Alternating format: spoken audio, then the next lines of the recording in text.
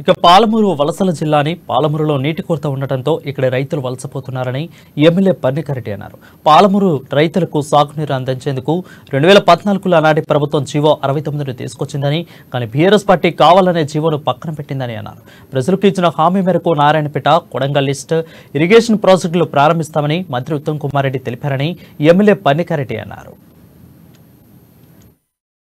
2014లో GO number 69 అమలు చేయడానికి సిద్ధంగా ఉండేనో కాంగ్రెస్ పార్టీ ఆ రోజు అది 10 సంవత్సరాలుగా కూడా దాన్ని పక్కన పెట్టి ఇప్పుడు దాకా కూడా మా నారాయణపేట్ నియోజకవర్గం కానీ నారాయణపేట్ జిల్లాకు కానివ్వండి ఆ నీళ్లు అనేది ఇప్పుడు వరకు కూడా అది కలగానే మిగిలిపోయింది. ఏదైతే మొన్న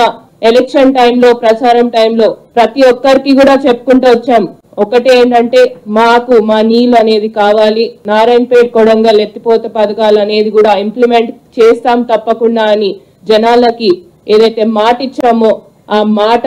నిలబెట్టుకోవడానికే ఈరోజు మా ఇరిగేషన్ మంత్రి గారు ఉత్తమ్ కుమార్ రెడ్డి గారిని కలవడం జరిగింది. ముఖ్యమంత్రి గారు కూడా ఇంతకు ముందు ఏదైతే నారాయణపేటకి వచ్చి చెప్పడం కూడా జరిగింది, ఏదైతే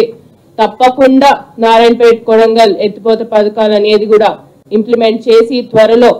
1,00,000 పైన ఎకరాలకు కూడా నీళ్ళు అనేది కూడా అందిస్తామని ఆయన ఆ రోజు ఇచ్చిన మాట ఈ రోజు మళ్ళీ